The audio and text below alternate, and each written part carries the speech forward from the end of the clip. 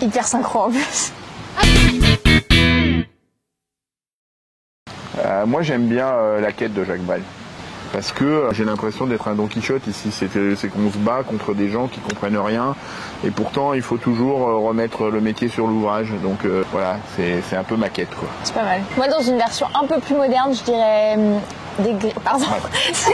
C'est tout à fait normal. Je voulais donc dire non, moi dans un autre registre, je dirais des graines de Gaël Faye, parce que dedans dans les paroles ils disent ils essayent de nous enterrer mais ils n'ont pas compris que nous sommes des graines et que du coup nous reviendrons sans cesse, et j'ai l'impression que c'est un peu notre résilience écolo belle référence pour le paysan que je suis forcément. Des graines, je trouve ça formidable. J'ai fait exprès. Le texte sur le consentement. Ah oui, parce qu'on avait commencé les travaux en décembre 2023 et qu'il a été adopté à l'Assemblée le 1er avril et au Sénat à l'unanimité le 18 juin. Et ça, c'est une victoire féministe incroyable. C'est difficile parce que nous, on gagne pas grand-chose sur les sujets agricoles. C'est peut-être sur l'année quand même le recours au Conseil constitutionnel et sur la loi d'orientation agricole, sur 14 articles complètement pourris du Sénat. On a réussi à en dégommer 13. 13 sur 14. Pas mal.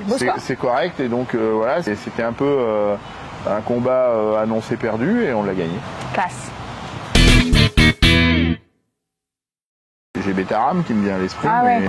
Bah du plomb. Du plomb, bien sûr.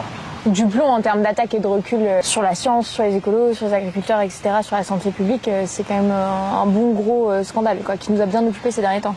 J'ai peut-être pas pris celle-là parce que moi je suis un optimiste maladif et comme la procédure n'est pas terminée, qu'il y a encore la CMP, le vote solennel, un recours au Conseil constitutionnel, j'ai toujours le petit espoir de dire on va le dégommer quoi. Ouais, c'est vrai. Moi je reste motivé parce que je suis convaincu qu'à un moment donné il y aura une bascule et cette bascule elle se fera pas si on fait rien et donc je sais pas ce qui va se passer, à quel moment, où, mais j'ai envie de contribuer aux actions qui vont permettre la bascule qui va faire que l'écologie, le climat, la biodiversité, la santé vont être des sujets centraux et donc voilà, moi c'est pour ça que je livre bataille. Moi je dirais 3 réponses. D'abord le lien avec le collectif militant sur le terrain et puis avec mes proches, le sport et la thérapie, très important.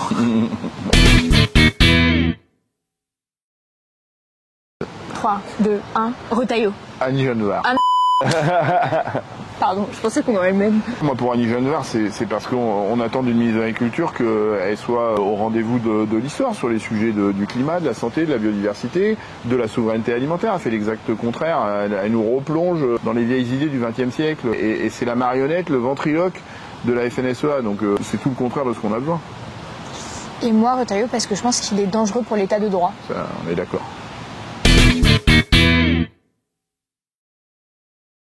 Moi, je le sais. Aussi vite que ça. Ah ouais. Allez, vas-y alors. À la fin des nocturnes. Effectivement, là, on a une relation au temps dans cette assemblée qui est absolument incroyable.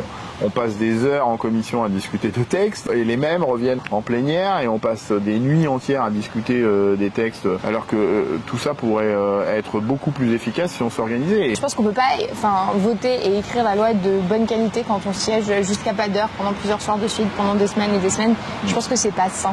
Voilà. Il faut vraiment réformer le mode de fonctionnement de cette institution. De ceux avec qui je passe plus de temps. Je te pardonne si tu le dis pas moi. C'est ton ami Boris Tavernier, moi j'aime beaucoup passer du temps avec Boris. Parce qu'il a beaucoup d'humour. C'est un Lyonnais du coup, c'est ok. Moi je pense que ça dépend le style d'humour qu'on aime dans le groupe. Parce que dans l'humour le plus rinçant possible et imaginable, Duplessis, imbattable. Palme, imbattable. Mais c'est stratosphérique. Mais sinon, moi c'est Pétali. Aussi. Quand même, il me fait beaucoup rire. T'as raison.